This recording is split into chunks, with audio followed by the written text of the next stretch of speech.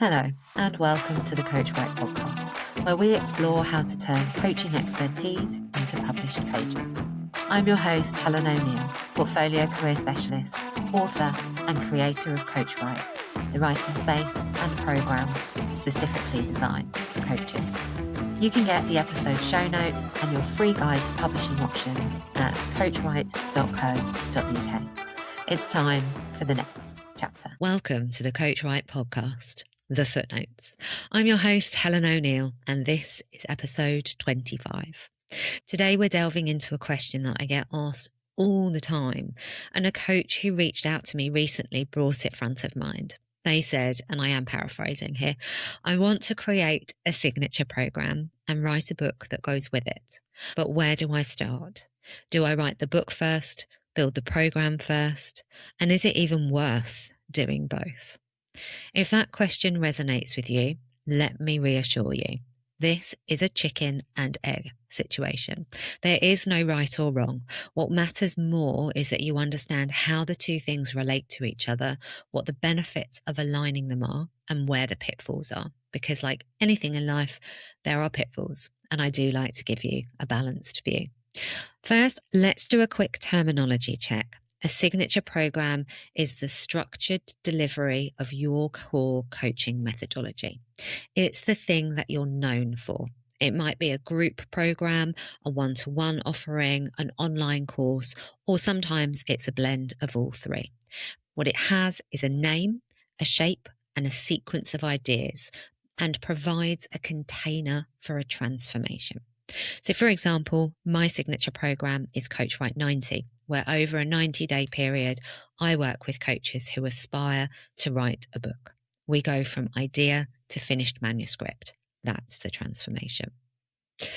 Next, of course, we have a book. Now you all know what a book is. It's the written expression of a body of knowledge. It's our context. It's the place where you go deeper on the topic that your program covers. And when a coach has both, the book becomes a powerful business card. It becomes a lead generator. It can become a stepping stone offer and a reinforcement of your position as a thought leader. A person who has read your book has spent, let's say, 6 hours with you and your content. They feel like they know you and they know what you're about. The program becomes the natural next step for anyone who's read the book and thought, I want to actually do this with someone. They reinforce each other. They attract the same kind of client, and that can work beautifully. It can also get you into a real pickle, trying to do all of the things at the same time without any clarity or connection. So let's talk about the benefits first, and then we'll cover off some of those potential pitfalls and what you can do about them, and give you a springboard to get started if this is something you're considering doing. So first, the benefits. Number one, clarity of thought. So the process of writing a book forces you to get super clear about the topic. When you're in the coaching room, your intuition and your unconscious consciousness can take over as you trust the process and your capability within that session. You can ask a question, see what lands, adjust, repeat. When you're writing, or more specifically publishing, you don't have that luxury. You need to commit to your ideas and deliver on the promise of the premise. And it's the process that clarifies your thinking. It will help you consider your program through a different lens. You will have heard Phil Renshaw and I talk about this last week in episode 24. It's a learning opportunity. Even if you know your methodology inside and out, writing it down shows you any gaps, any assumptions that you've made, and whether there is any erroneous material. So even if you're building the program at the same time, the act of writing will help sharpen everything. Benefit number two, credibility and authority. It seems like every other person is calling themselves a coach these days.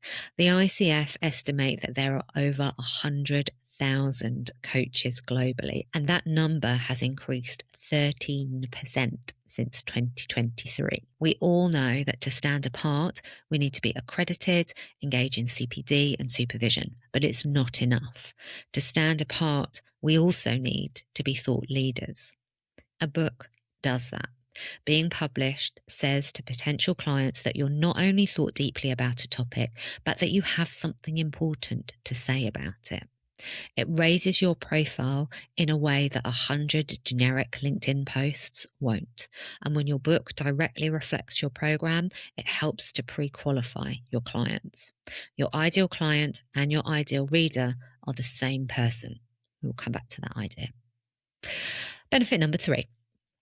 Marketing loses the ick.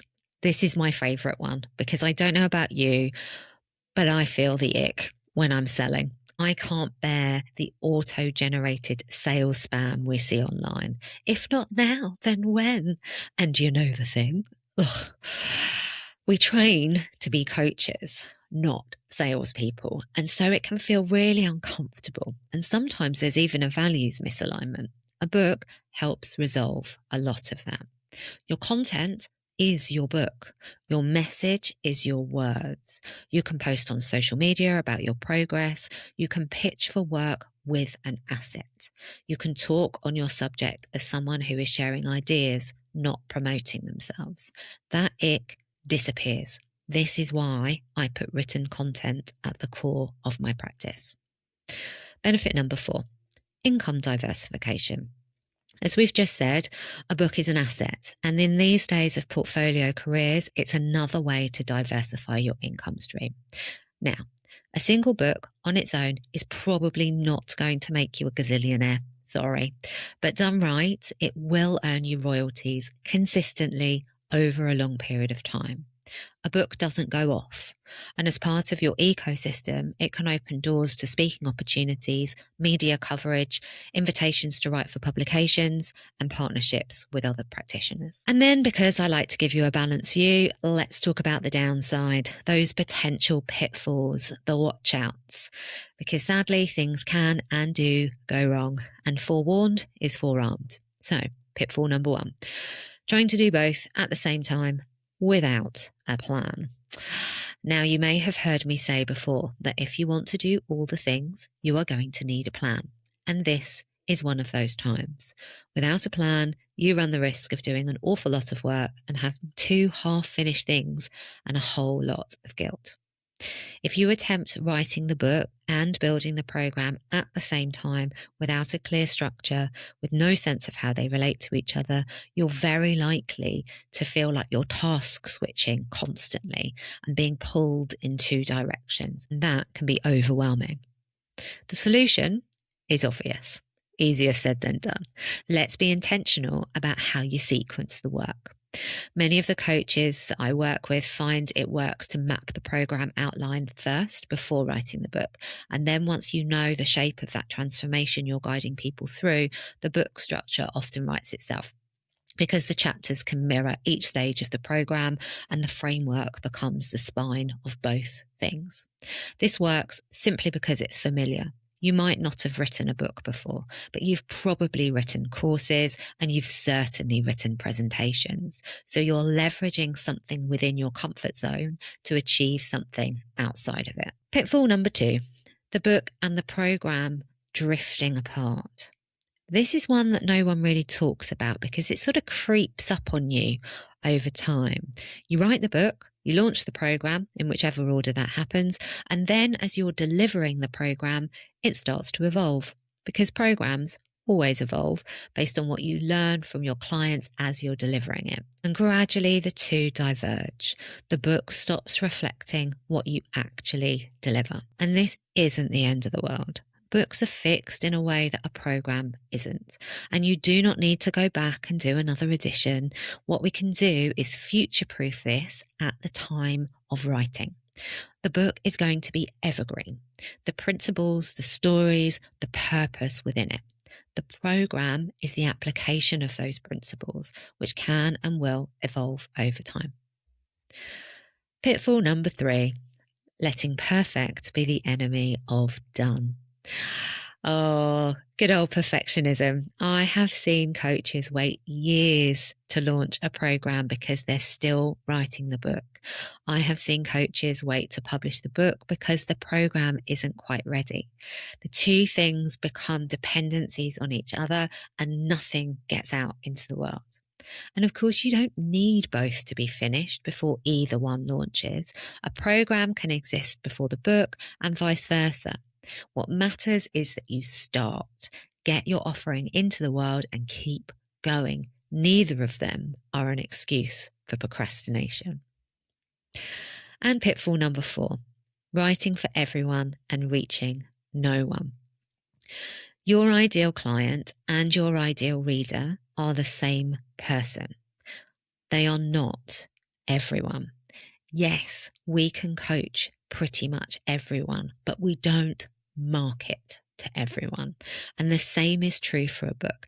Anyone can pick it up and read it, but it's designed and written for one particular person. Even if you hate this, you know it. Keep your audience within your niche. It doesn't need to be broader. That will just dilute both. So write for that one client, your favorite client. Speak directly to the person that you know and understand the best. The more specific you are, the more strongly the right reader will feel that you wrote this for them.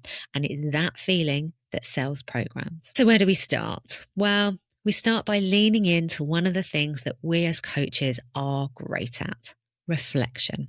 It doesn't matter if you have some half-written words or a program outline, or you simply have a mind whirring with 100 ideas. What we need to start by doing is getting all of that thinking out of your head and onto a piece of paper. All programs and books have a transformation at their core. So start there. Write down, what is that core transformation that you help people make? And then what are the stages that someone goes through as you're working with them? Think about what the biggest misconceptions are that your clients arrive with, and the stories you find yourself sharing time and time again. These are the raw ingredients for the program and the book. And once it's all down in a visual format, the shape will start to emerge. You'll see where you have depth and where you've got those gaps. You'll see which ideas need to be explored in long form and which ones will work better as an activity within a program. From there, most coaches I work with choose to outline the program framework first. Like we say, you don't need to build it fully at this stage, but just have an idea about what its shape is, and then write the book using that framework as a guide. This means that the program and the book dovetail very neatly from the beginning. Remember, writing a book and building a signature program are both transformational acts in their own right. You're stating that you have something important to say and that you can help other people. It can feel vulnerable. It's also incredibly generous. And coaches who do both reach more people. Incredibly important in today's market. And if you're not sure whether your idea is big enough for a book or whether your program is clear enough to start, I would love to help. In a book strategy session, we'll work together to help you figure out your program and your book and how they intersect. Delve deep into your idea, your audience, your methodology, and your goals, so you can leave with a clear sense of who you're writing for, what you're writing, and how it connects with the work you already do. You'll find all the details at coachwrite.co.uk/strategy. So wherever you are with this, whether you're right at the beginning or you've been thinking about it for years, I'd love to hear from you. What's holding you back? What excites you most about the idea of having both? Drop me an email or find me on LinkedIn. You know I love to know where you are on your writer's journey. I hope today's episode has been useful. Feel free to share it with a coach you know who's thinking about writing. If you've got any questions that you'd like me to cover in future episodes of the Footnotes, please drop me a note and let me know. Next week, I'm joined by Avril Price, and we'll be talking all about her book, The Legacy Coach. I will see you for the next chapter. Thank you for joining me today.